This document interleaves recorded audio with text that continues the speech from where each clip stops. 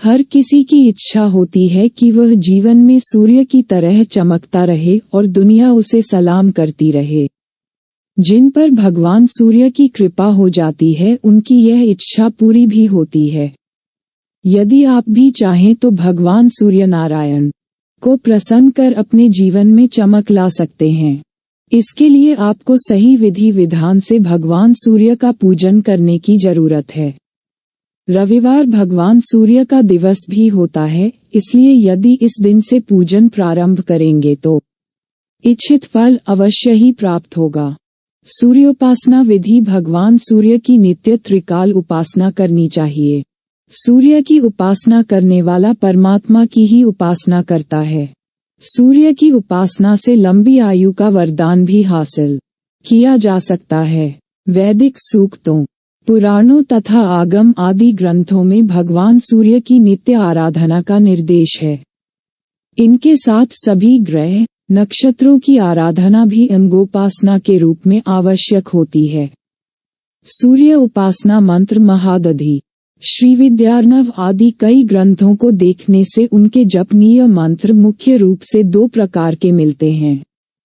प्रथम मंत्र है घटाव ओम घृणी सूर्य आदित्य ओम तथा द्वितीय मंत्र है घटाव ओम ह्री घृणी सूर्य आदित्य श्रीं ह्रीं महिमं लक्ष्मी प्रयच्छ।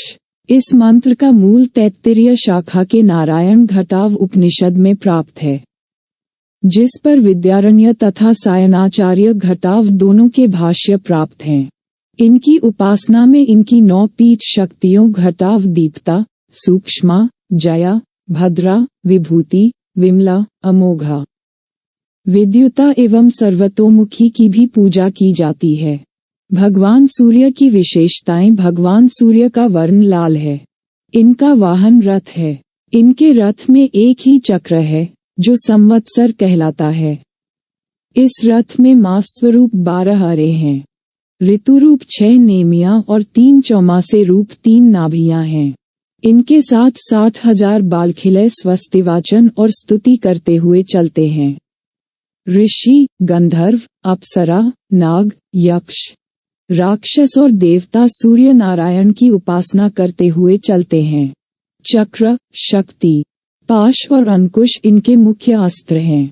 भगवान सूर्य सिंह राशि के स्वामी हैं। इनकी महादशा 6 वर्ष की होती है।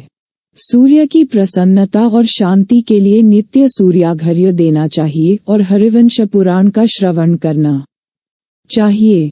माणिक्य धारण करना चाहिए तथा गेहूं, सवत्सा गाय, गुड़, तांबा, सोना एवं लाल वस्त्र ब्राह्मण को दान करना चाहिए। सूर्य की शांति के लिए वैदिक मंत्र घटाव ओम आ कृष्णेन रजसा वर्तमानो निवेशयन् मृतमर्त्यं च हिरण्येन सविता रथेना देवो याति भुवनानि पश्यन् का जाप करना चाहिए। भगवान श्री सूर्य समस्त जीव जगत के आत्मस्वरूप हैं। वह अखिल सृष्टि के आदि कारण हैं। इन्हीं से सबकी उत्पत्ति हुई है। वेदों में सूर्य को जगत की आत्मा कहा गया है। सूर्य से ही इस पृथ्वी पर जीवन है। श्रीमद्भागवत पुराण में कहा गया है भूलोक तथा द्युलोक के मध्य में अंतरिक्ष लोक है। इस द्युलोक में सूर्य भगवान नक्षत्र तारों के मध्य में विराजमान रहकर तीनों लोकों को प्रकाशित करते हैं। सूर्य देव की 2 भुजाएं हैं। वे कमल के आसन पर विराजमान रहते हैं। उनके दोनों हाथों में कमल सुशोभित हैं। उनके सिर पर सुंदर स्वर्ण मुकुट तथा गले में रत्नों की माला है। उनकी कांति कमल के भीतरी भाग की सी है और वे 7 घोड़ों के रथ पर आरूढ़ रहते हैं। सूर्य देवता का एक नाम सविता भी है, जिसका अर्थ है घटाव सृष्टि करने वाला। ऋग्वेद के अनुसार आदित्य मंडल के अंतः स्थित सूर्य देवता सबके प्रेरक, अंतर्यामी तथा परमात्मा स्वरूप हैं। मार्कंडेय पुराण के अनुसार सूर्य ब्रह्म स्वरूप हैं। सूर्य से जगत उत्पन्न होता है और उन्हीं में स्थित है।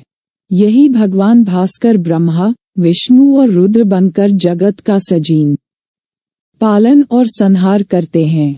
सूर्य नवग्रहों में सर्वप्रमुख देवता हैं।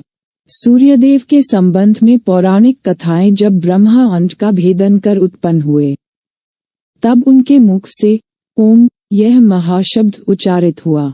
यह ओंकार परब्रह्म है और यही भगवान सूर्यदेव का शरीर है। ब्रह्मा के चारों मुखों से 4 वेद आविर्भूत हुए, जो तेजी से उद्दीप्त हो रहे थे। ओंकार के तेज ने इन चारों को आवृत कर लिया। इस तरह ओंकार के तेज से मिलकर चारों एकीभूत हो गए। यही वैदिक तेजोमय ओंकार स्वरूप सूर्य देवता हैं।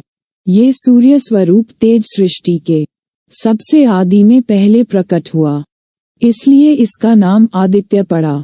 एक बार दैत्यों, दानवों एवं राक्षसों ने संगठित होकर देवताओं के विरुद्ध युद्ध ठान दिया और देवताओं को पराजित कर उनके अधिकारों को छीन लिया। देवमाता अदिति इस विपत्ति से त्राण पाने के लिए भगवान सूर्य की उपासना करने लगी। भगवान सूर्य ने प्रसन्न होकर अदिति के गर्भ से अवतार लिया और देव शत्रुओं को पराजित कर सनातन वेद मार्ग की स्थापना की। इसलिए भी वे आदित्य कहे जाने लगे। पौराणिक ग्रंथों में ये भी उल्लेख मिलता है कि सूर्य की आराधना से महाराज राज्यवर्धन को दीर्घ आयु की प्राप्ति हुई थी। भगवान श्रीराम के पूर्वज सूर्यवंशी राजा दम के पुत्र महाराज राज्यवर्धन बड़े विख्यात नरेश हुए हैं। वे अत्यंत सजगता से धर्मपूर्वक अपने राज्य का शासन करते थे। उनके राज्य में सभी लोग सुखी एवं प्रसन्न थे। प्रजा धर्म के अनुसार रहकर ही विषयों का उपभोग करती थी। दीनों को दान दिया जाता था एवं यज्ञों का आयोजन होता रहता था।